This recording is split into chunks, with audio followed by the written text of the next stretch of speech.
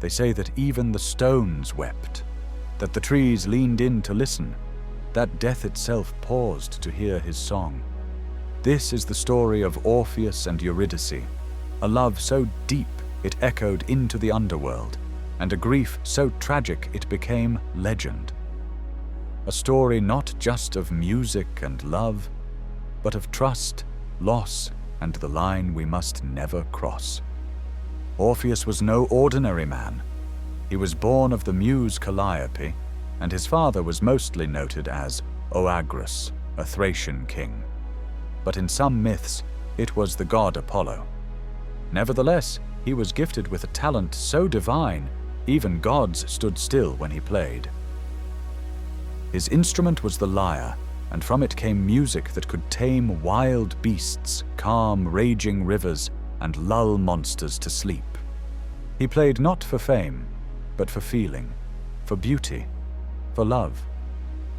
And one day, in the fields of Thrace, he found that love. Her name was Eurydice.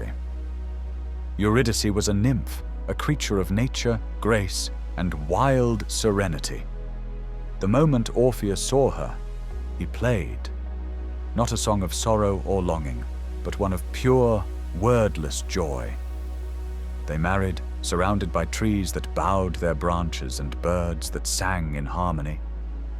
But the gods do not often let mortals keep their happiness for long. Shortly after their wedding, Eurydice wandered through a meadow. In some versions, she fled from a pursuer. In others, she simply stepped where she should not. She was bitten by a venomous serpent, and within moments, her life slipped away. The world fell silent. Orpheus's music turned to mourning. But would things ever be the same again? Most mortals must accept death. Orpheus did not.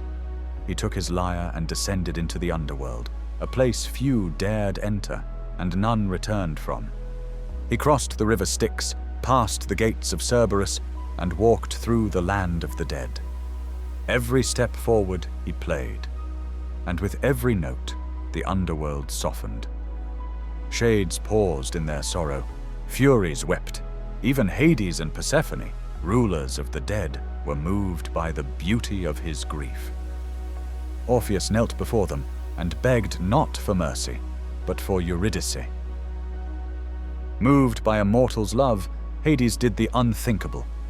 He agreed to let Eurydice return to life on one condition: Orpheus must walk ahead of her all the way back to the surface. But he must not look back. Not once. Not until both of them were free of the underworld. It was a test of trust, faith, and patience.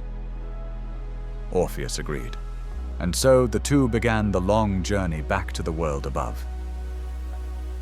Through the darkness, Orpheus walked, his lyre silent. He could not see Eurydice. He could not hear her steps. He only felt her presence, like a fading dream. Was she really behind him? Had Hades tricked him? The light of the upper world began to glow ahead. He stepped into it, heart pounding, and in that final breath of doubt, he turned around, and there she was. Eurydice, her hand outstretched, her face filled with love and sorrow. She had not yet crossed the threshold, and in that instant she was pulled back, down into the dark. Orpheus screamed, but no music could bring her back a second time. Orpheus returned to the world of the living, alone. He wandered, silent. He played no songs. He sang no joy. Some say he shunned the company of women. Others say he swore never to love again. Eventually, his sorrow became too great. In some myths, he was torn apart by wild followers of Dionysus.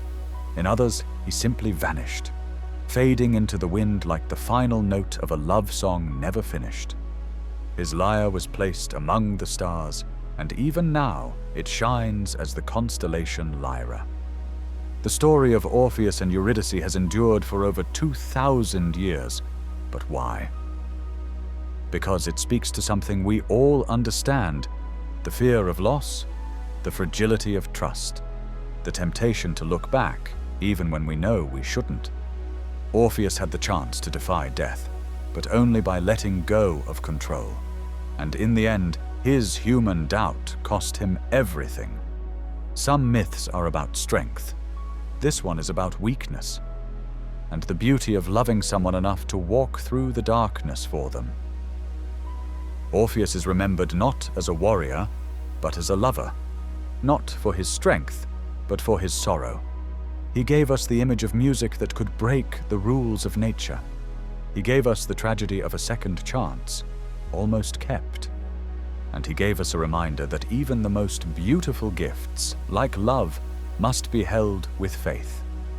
In the end, Orpheus did not fail because he was weak. He failed because he was human.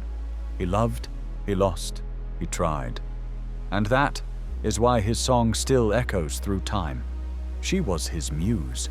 He was her voice. They are Orpheus and Eurydice, and their love almost defeated death. So there we are, another haunting tale from the world of Greek mythology. We hope you found this story as interesting as we did. And if you did, please would you help the channel out by hitting that like button. And why not subscribe to the channel for further videos? Let us know down in the comments section if you have any videos you would like us to do next.